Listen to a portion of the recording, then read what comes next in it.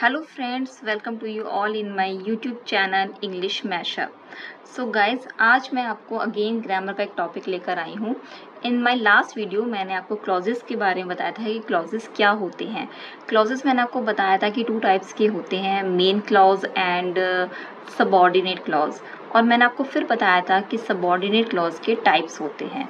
तो आज मैं आपको सबऑर्डिनेट क्लॉज के जो टाइप्स होते हैं like noun clause, adverb clause, adjective clause, इस तरह से जो टाइप्स होते हैं उन्हीं में से मैं एक टाइप आज आपको एक्सप्लेन करूँगी.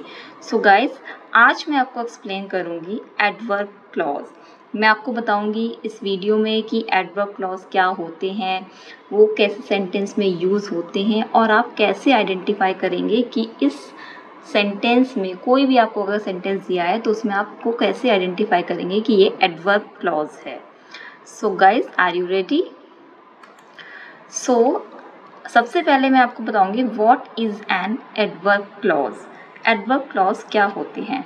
तो जैसे कि मैंने आपको बताया, adverb clause is defined as a subordinate clause that function as an adverb within a main clause. मैंने आपको बताया हुआ है कि सबऑर्डिनेट क्लॉज का ही टाइप है एडवर्ब क्लॉज, और ये फंक्शन कैसे करता है? As an adverb within a main clause. तो मेन क्लॉज जो होती है उसमें वो एडवर्ब का काम करता है. तो एडवर्ब जैसे कि आप सबको पता ही होगा, it is a part of speech, and adverb जो होते हैं वो डिस्क्राइब करते हैं एडजेक्टिव एंड वर्ब को. So adverb clause, as the name suggests, is a clause that does all the function of a normal adverb. यानी कि वो normal adverb की तरह function करता है. One can identify an adverb clause by asking when, where, how, why and how often.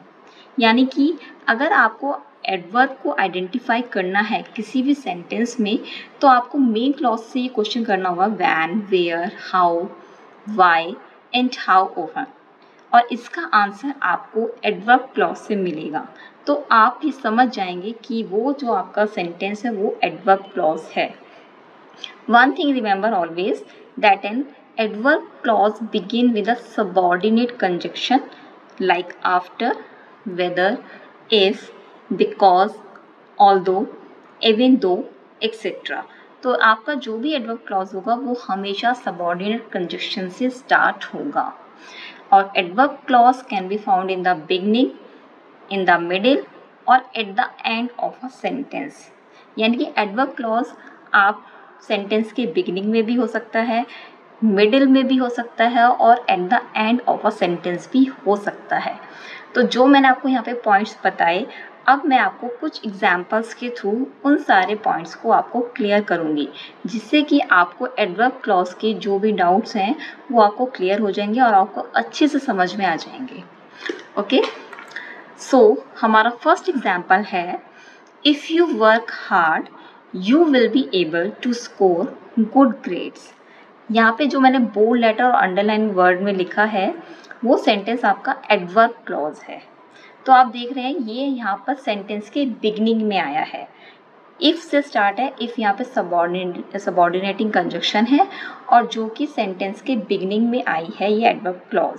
तो आपका main clause है you will be able to score good grades, यानी कि आप अच्छे स्कोर प्राप्त कर सकते हैं. ये आपकी मेन क्लॉज है. और आपको इस मेन क्लॉज से आपका क्वेश्चन बनता है कि कब you will be able to get a score good grades. तो आपका आंसर यहाँ पे आपको एडवर्ब क्लॉज से मिल जाता है, इफ़ यू वर्क हार्ड. अगर आप हार्ड वर्क करेंगे तो आप अच्छे स्कोर ला सकते हैं या आप एग्जाम्स में अच्छे मार्क्स ला सकते हैं. तो आपको एडवर्ब क्लॉज में ये आंसर मिल जाता है. नेक्स्ट आपका सेंटेंस है, एग्जाम्पल है, in case you like it let us know. तो यहाँ पे जो बोल्ड लेटर अंडरलाइन है वो आपका है in case you like it. इन यहाँ पे आपका सबऑर्डिनेटिव कंजक्शन है और आपका यहाँ पे ये एडवर्ब क्लॉज है, in case you like it. अगर इन केस तुम उसे पसंद करते हो, लेट अस नो, हमें बता दो. हमें बता दो, क्या बता दो? कि इन केस यू लाइक इट, कि तुम उसे पसंद करते हो या नहीं. तो आपका मेन क्लॉज से ये क्वेश्चन है और क्वेश्चन का आंसर आपको एडवर्ब क्लॉज में मिल जाता है.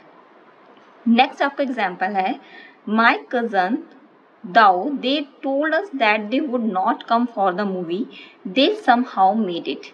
अब यहाँ पे जो आपकी एडवर्ब क्लॉज है वो आपकी सेंटेंस के मिड में आ रही है। जैसे कि मैं बताया, बोल्ड और अंडरलाइन जो आपका सेंटेंस है वो आपका एडवर्ब क्लॉज है।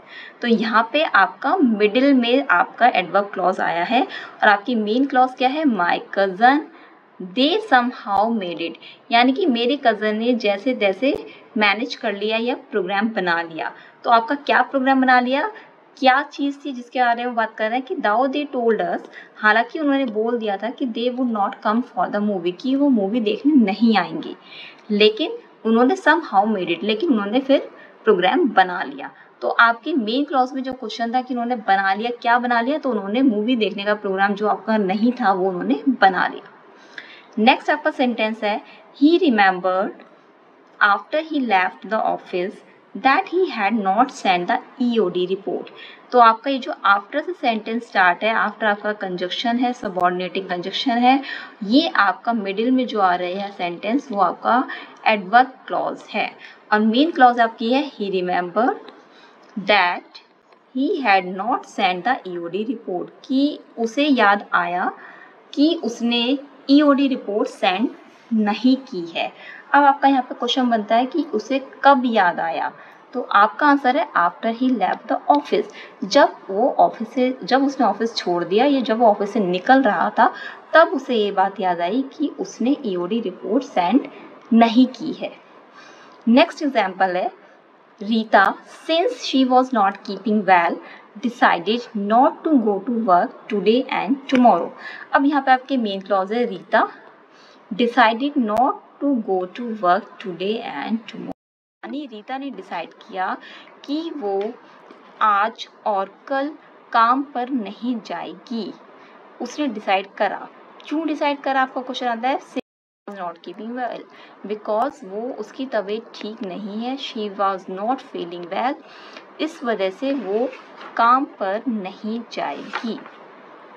नेक्स्ट आपका एग्जाम्पल है, my friend because he does not like working in the IT field starting his own company, यानी यहाँ पे आपकी मेन क्लॉज है, my friend started his own company, यानी कि मेरे फ्रेंड ने अपनी नई कंपनी यानी अपनी कंपनी स्टार्ट की है। अब आपका क्वेश्चन बनता है कि उसके फ्रेंड ने क्यों स्टार्ट करी, तो इसका आंसर आपको एडवर्ब क्लॉज जो आपकी है मिलती है, because he does not like working in the IT field, क्योंकि उसे IT फील्ड में काम करना पसंद नहीं है, इसलिए उसने अपनी कंपनी स्टार्ट की है। ओके, नेक्स्ट आपका एग्जाम्पल है, the dog got so comfortable with my brother after he cuddled her for a while। अब यहाँ पे अभी जो मैंने आपको सेंटेंस बताया उसमें आपने देखा कि बिगनिंग में एडवर्ब क्लॉज यूज हुई थी, उसके बाद मिडिल में यूज हुई। अब जो मैं आपको एग्जाम्पल समझा रही हूँ उसमें आप देखिए कि उसमें एडवर्ब क्लॉज आपकी eight the end of the sentence use हुई है, यानी कि आफ्टर जो भी सबऑर्डिनेटिंग कंजक्शन है वहाँ से आपका सेंटेंस स्टार्ट हुआ है, वो आपका एडवर्ब क्लॉज है। तो मेन क्लॉज आपकी बनती है, the dog got so comfortable with my brother, यानी कि जो डॉग है वो मेरे ब्रदर के साथ बहुत कंफर्टेबल है, यानी बहुत इंजॉय करता है। अब वो क्यों इंजॉय करता है या क्या रीज़न है, इसका आंसर आपको मिलता है after he cuddled her for a while, यानी कडल मतलब जब मेरे ब्रदर ने उसको एक बार उसको गले से लगाया, उसको हग किया, तो डॉग को बहुत ही ज़्यादा कंफर्टेबल फील कराया जब, तो डॉग क्या होगा, got so much comfortable. Next आपका सेंटेंस है, we felt time was very slow because we were sitting idly. तो यहाँ पे आपका जो बिकॉज सेंटेंस स्टार्ट हो रहा है, सबऑर्डिनेटिंग कंजक्शन से जो स्टार्ट हो रहा है वो आपका एडवर्ब क्लॉज है, और मेन क्लॉज है आपकी, we felt time was very slow, हमें ऐसा लग रहा है कि जैसे टाइम बहुत स्लो चल रहा है, यानी टाइम पास ही नहीं हो रहा। और ऐसा क्यों फील हो रहा है, इस क्वेश्चन का आंसर आपको मिलता है, because we were sitting idly, यानी कि हम खाली टाइम पास करने के लिए आलस में बैठे हुए हैं, तो ऐसा हमें लग रहा है कि टाइम पास ही नहीं हो रहा है, तो इसलिए हमें ये फील हो रहा है कि time was very slow. Time slow नहीं है, लेकिन हम वी वर सिटिंग आइडली, हम आलस की तरह बैठे हुए हैं, कुछ काम नहीं कर रहे, तो ऐसा लग रहा है यार टाइम कट ही नहीं रहा, टाइम पास ही नहीं हो रहा। तो इस तरह से एडवर्ब क्लॉज से आपको इन सभी मेन क्लॉज के क्वेश्चंस के आंसर मिलते हैं। तो जब ये आपका आइडेंटिफाई करने का तरीका है adverb clause. I hope guys आपको एडवर्ब क्लॉज अच्छे से समझ में आ गए होंगे, आपको मेरी ये वीडियो बहुत पसंद आई होगी, आपके जो भी डाउट्स हैं वो भी आई थिंक आपके रिमूव हो गए होंगे। So guys I hope you like my videos. Thank you and subscribe my YouTube channel English Mashup. Bye bye.